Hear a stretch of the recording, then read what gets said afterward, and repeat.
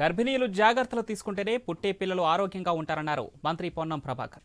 కరీంనగర్ జిల్లా మానకొండూరులో జరిగిన పోషణ ఆరోగ్య జాతర కార్యక్రమంలో మంత్రి సీతక్కతో పాటు ఆయన పాల్గొన్నారు.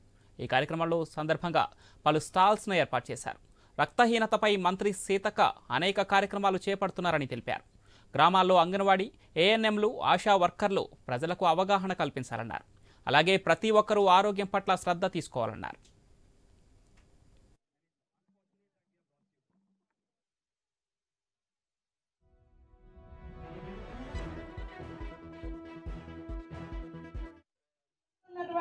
పరిస్థితులలో ఇప్పటికీ కూడా దేశంలో గాని రాష్ట్రంలో గాని వివిధ ప్రాంతాలలో వేలాది మందికి సరైనటువంటి పోషకాహారం లభించక మరి గర్భంలోనే పిల్లలు అంటే తల్లి బలహీనంగా ఉండి డెలివరీకి కూడా ఆమె ఒండ్లు ఆరోగ్యం సహకరించలేనటువంటి పరిస్థితి, రక్తహీనత, రక్తం తక్కువగా ఉండడం, డెలివరీ టైంలలో కూడా బ్లడ్ ఎక్కిస్తూ ఉంటారు.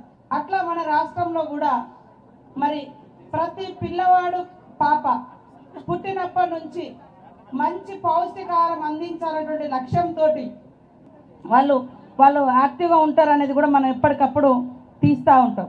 కాబట్టి ఇదొక జాతరలా మనము ప్రతి వారం ప్రతి ఏరియాలో ప్రతి అంగన్వాడీ సెంటర్లలో మనం నిర్వహించుకోవాల్సిన అవసరం ఉంది.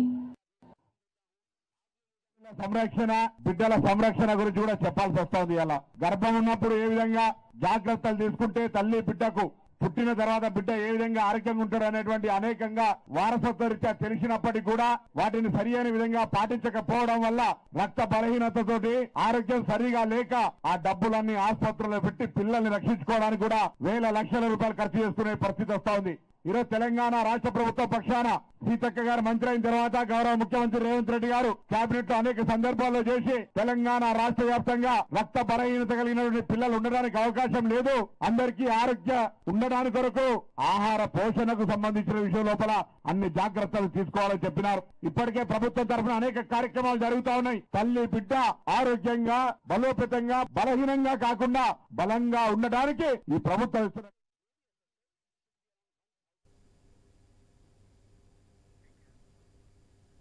ఈ సందర్భంగా బీఆర్ఎస్ నాయకులపై మంత్రి సీతక్క తీవ్ర స్థాయిలో ధ్వజమెత్తారు.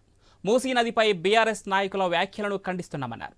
కాళేశ్వరం, మల్లన్న సాగర్ పేరిట 1,00,000 కోట్లు దండుకున్నారని ఆరోపించారు. మిడ్మానేరు బాధితులను నిండా ముంచారంటూ మండిపడ్డారు.